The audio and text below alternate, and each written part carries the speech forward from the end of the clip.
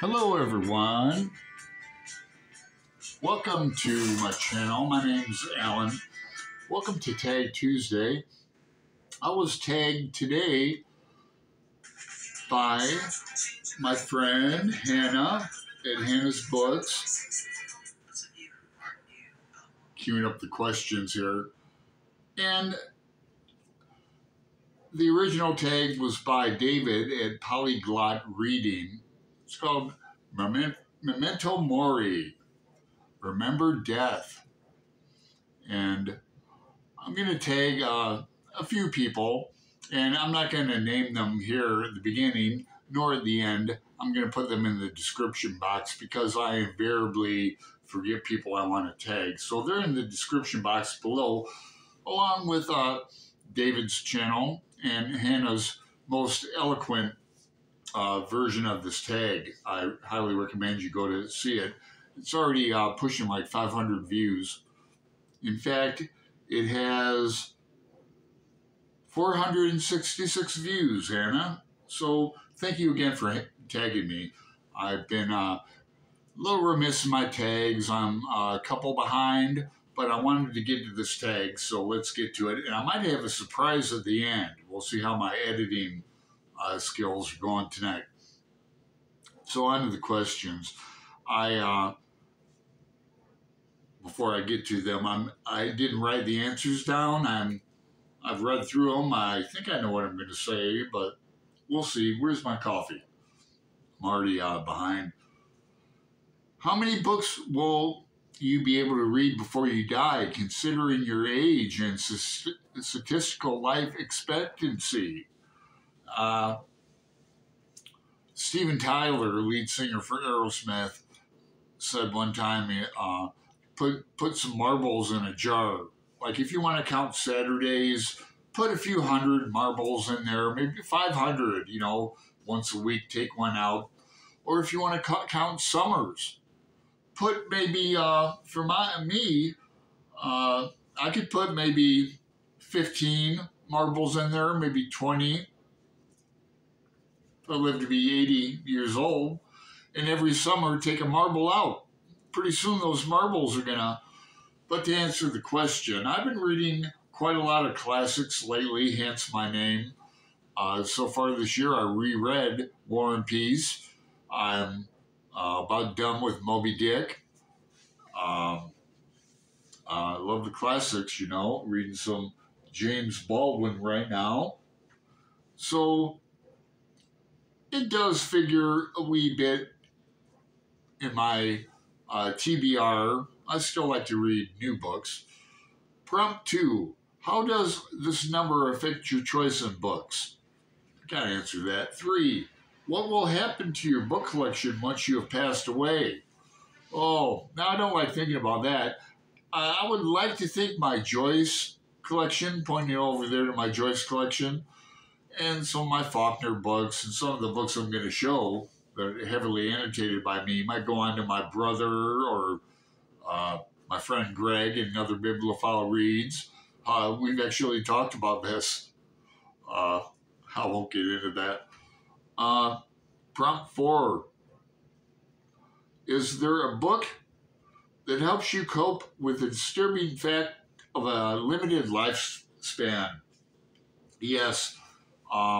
In all seriousness, I call it brutal reality. Luckily in my life, I haven't had to deal with too much brutal reality at all. My father is a cancer thriver, meaning he's not only a cancer survivor, but it's been like 20 years, prostate cancer, and he's 82 years old, more active than I am.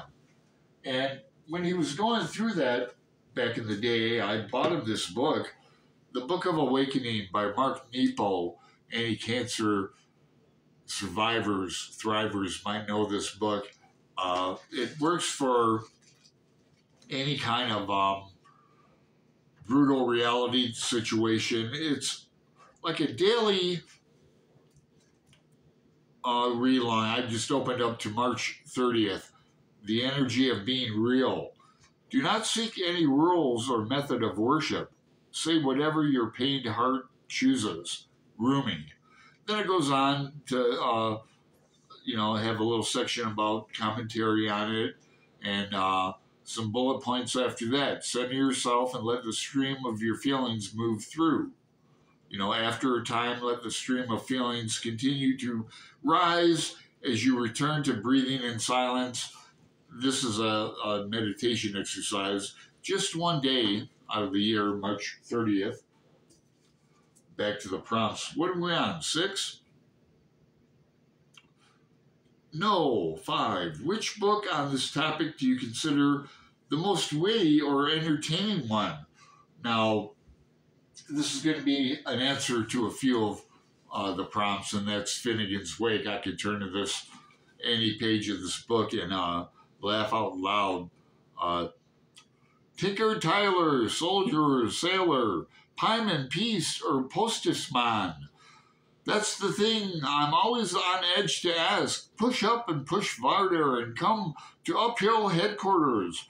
Was it Waterloo's years? Waterloo after what? That wasn't the most funniest one. You saw me just turn to it. 7. No, 6. Why am I always ahead? 6. Do you have a specific nonfiction book on this topic of death that you would recommend? Now, I don't know if it's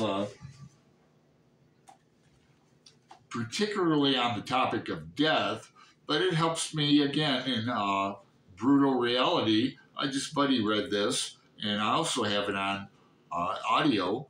Zen Mind, Beginner's Mind by Suzuki. He brought Zen to the West and from Japan. Great book. I've bought this book and given it away many times. I happen to have a Powerball ticket as a bookmark. That's how much I believe in death, There's not much to really believe in. It's going around. 7. Humor can be helpful to confront death. Do you have a favorite witty quote on this topic? And I have a couple. First one is, I'm not worried about dying. I just don't want to be there when it happens. And then I know a lot of Hemingway quotes, and ones attributed to him, many aphorisms, rather. Every story told long enough ends in death. Prompt 8. Does this tag make you feel uneasy, or are you quite relaxed about this topic? Well, I'll let you decide. Do I feel uneasy? I have moments of unease, very much, and when the topic of death, especially at night, but like they say, it's a part of life.